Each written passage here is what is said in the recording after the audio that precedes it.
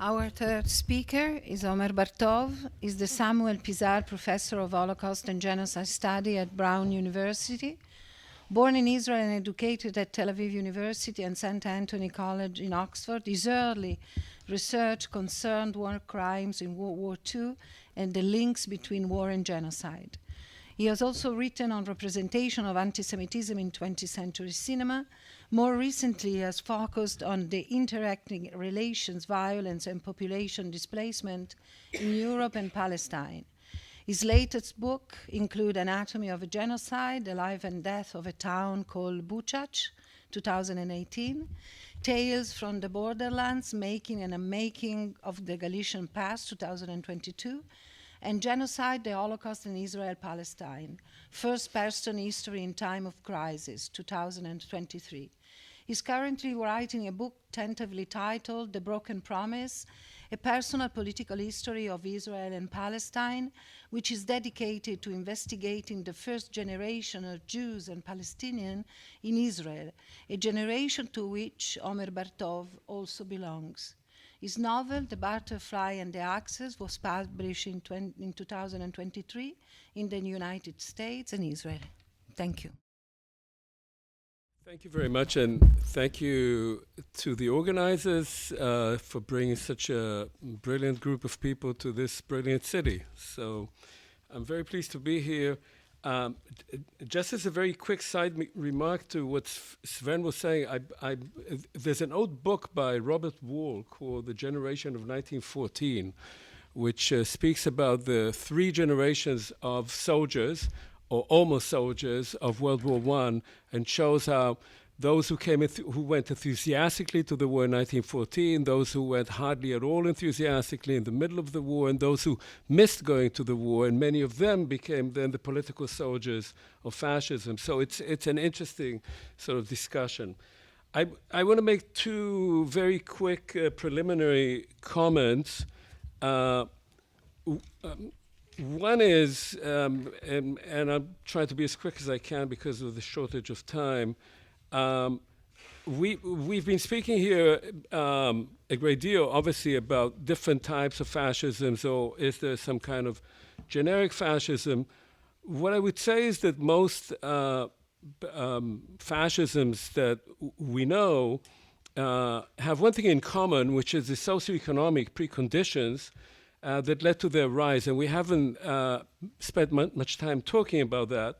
My own doctor father at Oxford, who was invoked here in the first day, Tim Mason, would have certainly insisted on that. Otherwise, we face a particular danger that fascism becomes merely a set of notions or ideas that float in people's minds or in the stratosphere, and they come and go. They're everywhere, nowhere. They are today here, they're gone tomorrow. So not speaking about the material circumstances that led to fascism also, I think, makes it impossible to understand and to respond to what is our current political predicament, which is too arguably closely related to changes in socioeconomic conditions. It can become a kind of intellectual echo chamber with no relationship to reality, and that is actually a perfect breeding ground for fascism itself. So that's one quick comment I wanted to make. A second one, and Annette alluded to that, has to do with, if I can find it, yes, has to do with the following. We don't have to go back to Hannah Arendt to know that fascism would have likely never taken the form that it had, or might not have even been conceived at all, without Europe's colonial empires. But here I want to quote some words on Nazi bourgeois respectability, which was invoked on one of the panels yesterday, on all those SS men at balls in handsome black uniforms with white gloves, a comment taken from Himmler's speech to SS men in Posen in October 1943. Many of you are, of course, familiar with it, which relates directly, I think, to Annette's paper and also to what Sven was saying. And Himmler says, I'm now referring to the evacuation of the Jews, the extermination of the Jewish people. It's one of those things that is easily said. The Jewish people are being exterminated, says every party member. This is very obvious. It's in our program. Elimination of the Jews, extermination. We are doing it. It's a small matter. And then they turn up, the upstanding 80 million Germans, and each one has his decent Jew. They say the others are all swine, but this particular one is a splendid Jew. And there's laughter, by the way. There's a recording of this, and there's laughter in the background. But none has observed it, endured it. Most of you here, and this is a speech to about 200 SS men, know what it means when 100 corpses lie next to each other, when there are 500 or there are 1,000. At the time, to have remained decent, anständig, with exceptions to human weakness, that has made us tough. And this is a glorious chapter that has not and will not be written, because we know how difficult it would be for us if we still had Jews as secret saboteurs, agitators, and rabble-rousers in every city. What with the bombing, with the burden and the hardship of the war, if the Jews were still part of the German nation, we would most likely have arrived now at the state we were in 1916 or 1917.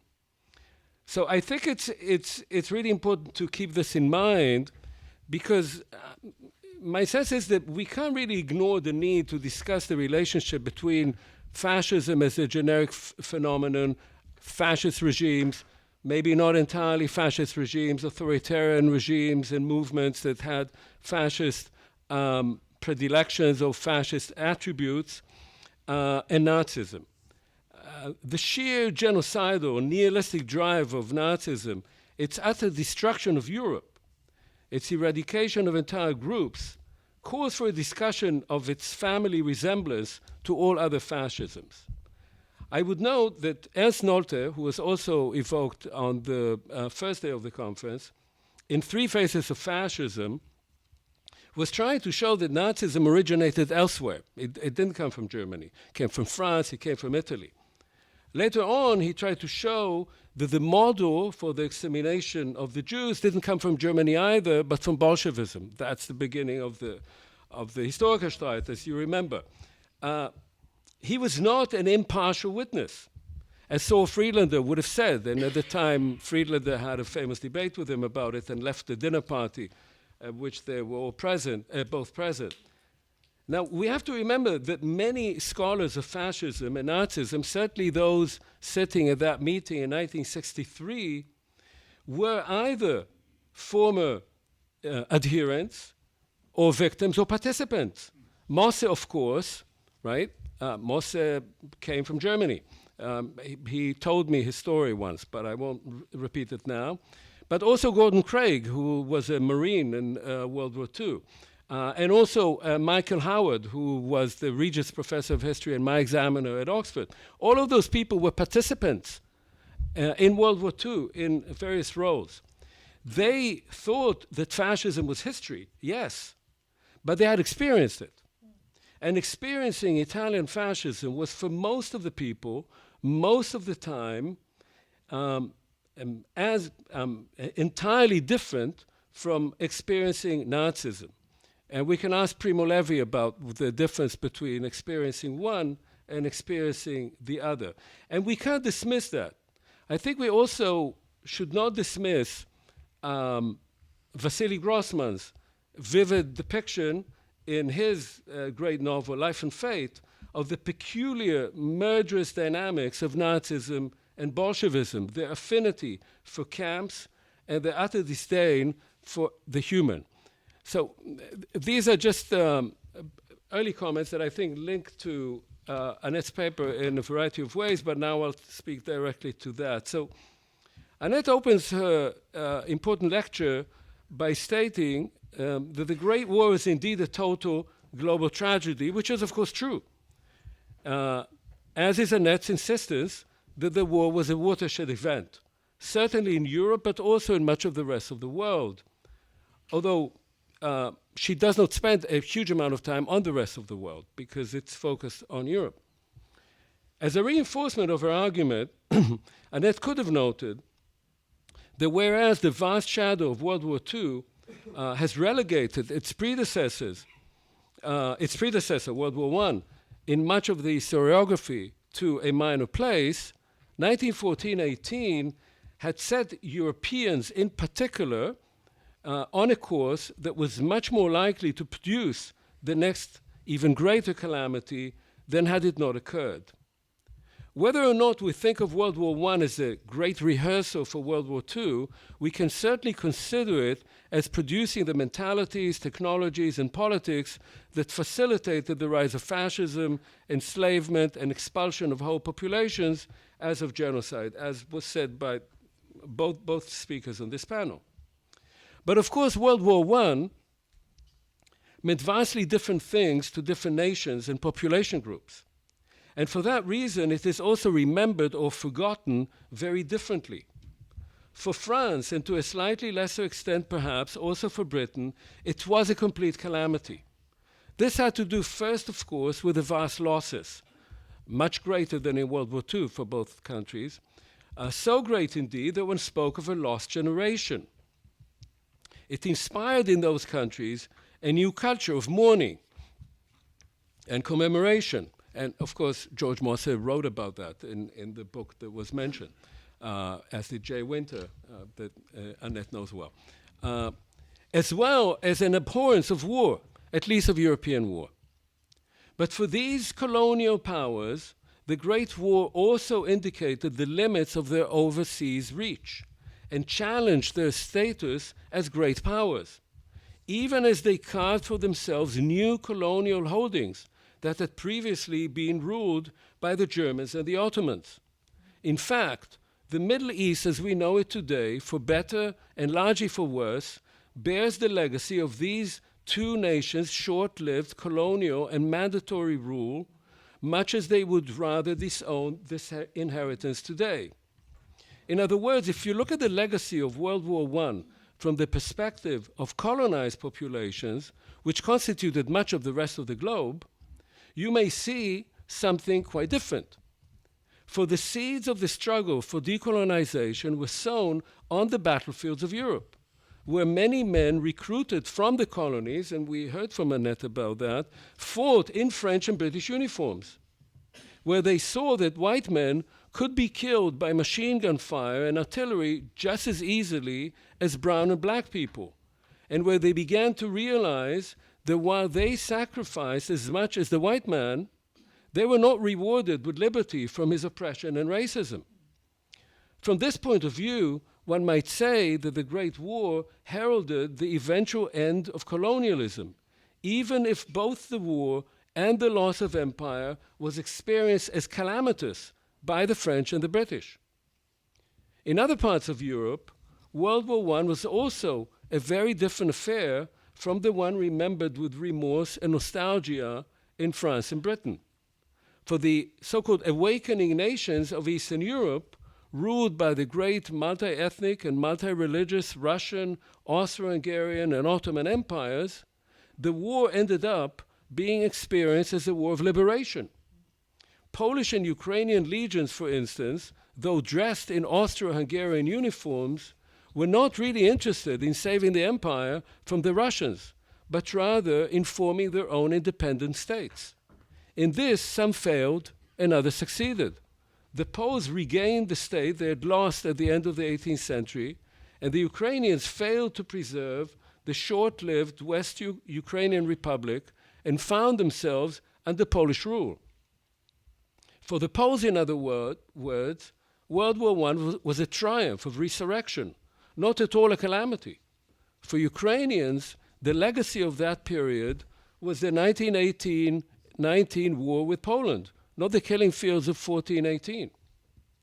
The war also had very different repercussions for Germany and Russia, of a kind that neither France nor Britain experienced. Hence the very different views of that war. In France and Britain, the terrible bloodshed of the Western Front made for a powerful anti-war sentiment in their populations, In Germany, the humiliation of defeat and the powerful conspiracy theory of the 1918 stab in the back by the Jews and the socialists ended up, obviously with great help from the Nazis and their collaborators, producing precisely the opposite sentiment. Hitler vowed to make Germany great again and played to a significant effect on the population's sense of personal and national dishonor. In Germany, World War I was a launchpad for Nazism. In France, it was the deep root of the strange defeat of 1940 and the collaboration. In Britain, the politics of appeasement trace back to the Battle of the Somme, just as Pétain's Verdun is at the root of Vichy. In popular memory, World War I plays a minor role in Germany. Erich Mayer remarks, "All quiet on the Western Front," notwithstanding. Or rather, German remakes of that Hollywood classic based on a German novel have the merit of presenting German soldiers as all other soldiers, cannon fodder, rather than the avenging angels of Hitler's Wehrmacht, who were themselves portrayed in much of post-World War II German films as victims of ruthless Nazis and savage Soviet partisans.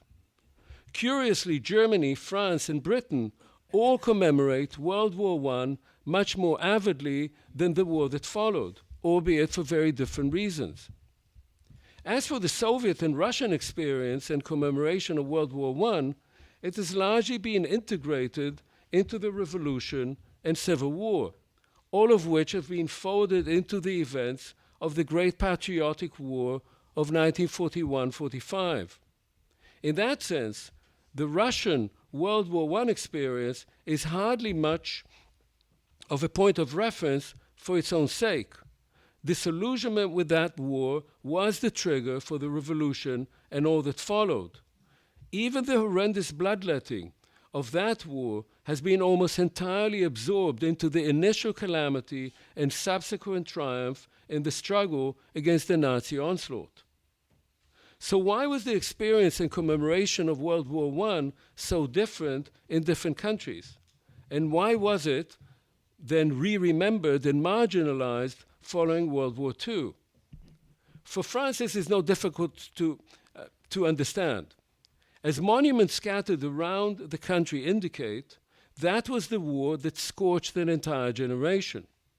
Often enough, we find small additions to these monuments commemorating the fallen, the executed, and the deported of World War II. So there are the big monuments of World War I, and then there's another plaque. The very need to use these three categories and the predilection to attach them to the remembrance of 1418 is telling. World War II was an entirely different event, one that also marked France with a very different label. Fewer soldiers were killed, and their sacrifices blended with the fighters of the Resistance, shot by German occupiers, and with the fate of those deported, whose own ambiguous identity is not clarified. Were they deported as resistance fighters or as Jews? And if the latter, were they caught and incarcerated and eventually put into trains by the Germans or the French authorities? Les années sombres make for a long and very difficult coming to terms with the post-1945 France, and were made even more difficult by the wars of decolonization in Indochina, and especially in Algeria, where past resistors of the German occupation were now suppressing resistors of French colonial rule. Compared to that difficult and controversial period, World War I appears increasingly as a secure, solid event of unanimously experienced patriotism, bloody but ultimately triumphant. A presentation of 1418 very different from that of the interwar years. No wonder that it still plays such a major role in France. There was a novel on 1914 a few years ago. There was a big hit in France. I'm forgetting the name of it. But maybe it'll come back to me. But it was, again, about re-remembering that war. In Germany, World War I played a huge political and psychological role in the interwar period, not least in helping to bring Hitler to power. The devastating outcome of World War II and the long-term coming to terms with the 12 years of Nazi dictatorship and its genocidal policies left little room for that other war that originated it all. As for Britain, my impression would be that the judgment is mixed. World War I is still recalled as a moment of heroism and naivete, sacrifice, and the needless destruction of a whole generation, as well as the end of an imperial era of stability and pride that was never recaptured. Hence the nostalgia for those last days of summer that heralded the end of it all. But World War II is also remembered as a struggle that had more meaning and purpose, endlessly articulated by the British, for the British by their Prime Minister. A war of national solidarity under the Blitz, and of an unambiguous victory over an unambiguous evil foe. But it was also a war that left Britain bankrupt at home, rapidly losing its colonial empire, from the jewel in the crown of India to that increasingly irritating Jewish national home that had turned against its benefactors in a bid for independence. It took Britons decades to overcome the hangover of the empire. I remember it being in school in Britain in the 1960s. And some never have. So in this case, too, it was easier to hearken back to that moment of glory and selfless sacrifice of 1914. The complexities of the memory and legacy of World War I also raise the question of genocide. In many ways, the mechanical, industrial killing of soldiers in World War I, indeed the very thinking of those millions of troops as Menschenmaterial, as human material, who could be sent out to be killed in wave after wave of slaughter, set the ground rules, the bureaucratic and industrial techniques, the mindset, and the sensibilities of the industrial murder of World War II, from the mass shooting in Babi Yar to the gas chambers and crematoria of Auschwitz-Birkenau. This is an important legacy of the Great War, and one of its darkest, which rarely features in its commemorations, however cynical we may have become in terms of the wastage of young men's lives on the fields of glory. But there's another legacy associated with World War I and genocide during that war and in subsequent decades. As Annette notes, genocide in the 20th and 21st centuries has always been associated with war, whether it was real or imaginary. And the victims of genocide were seen as the enemy who had to be eradicated.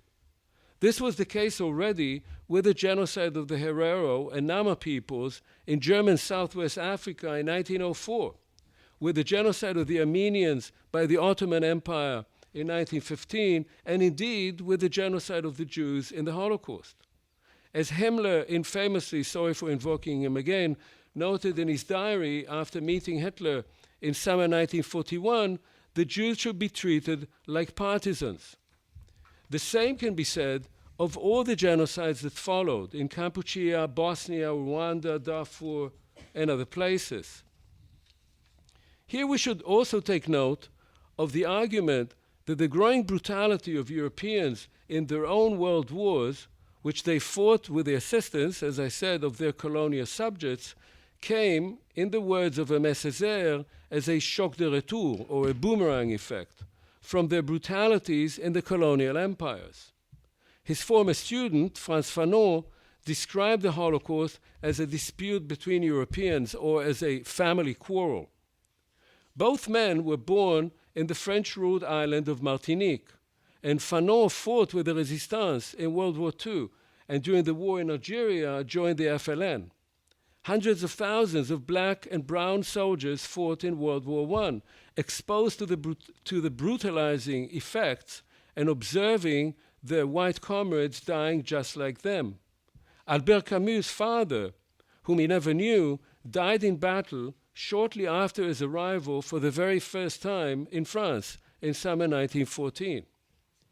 The violence of colonialism, the dehumanization and brutalization of the colonized, dehumanized and brutalized the colonizers in turn.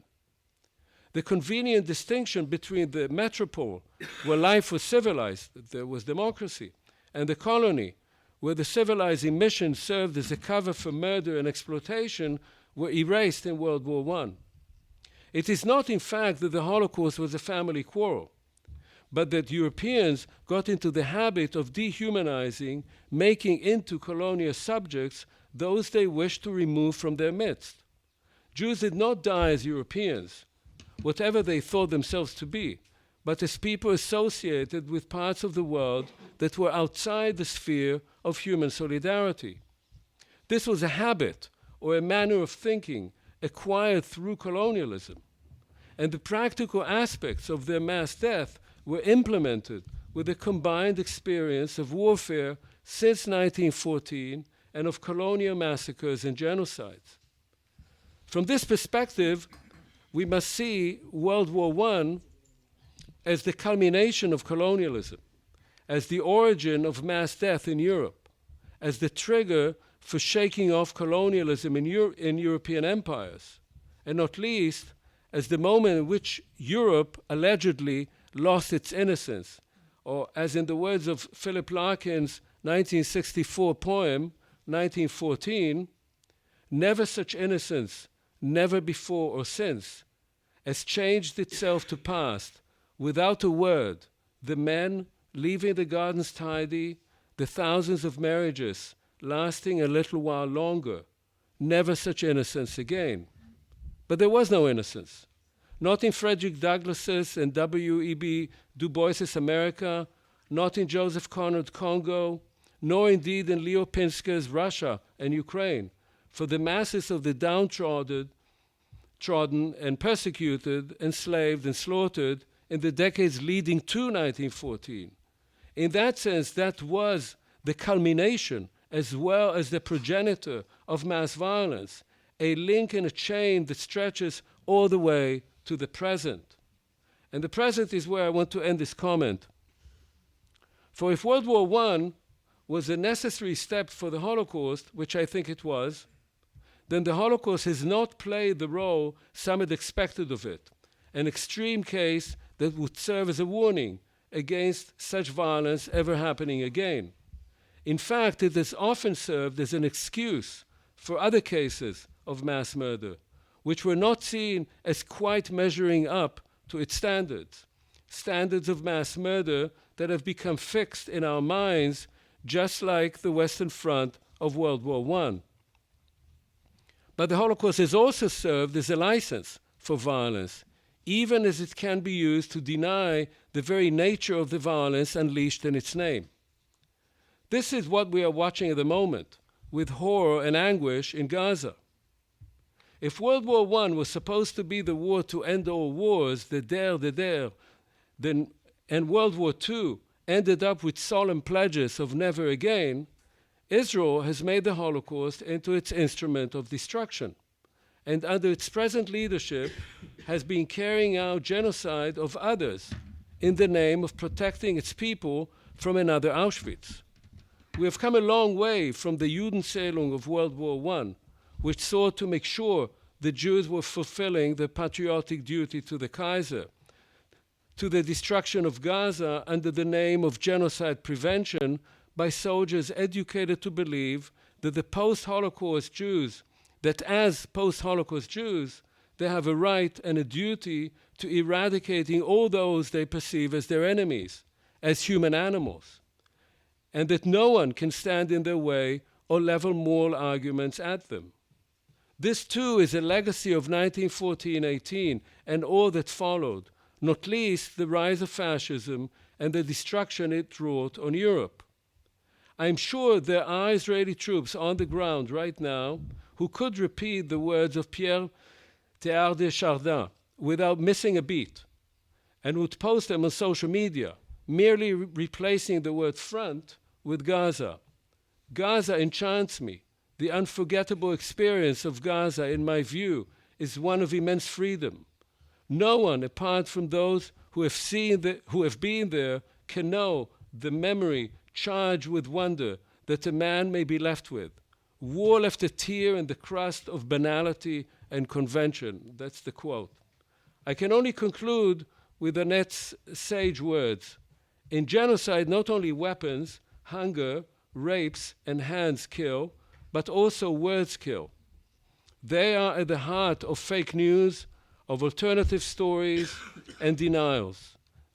This operates with the animalization, an animal you can hunt and kill, the reification of the enemy, a thing you can destroy, then the cruelty of tortures in an apocalyptic racism. That's the quote from Annette. It is this legacy of the Great War that we are yet to be liberated from. Thank you.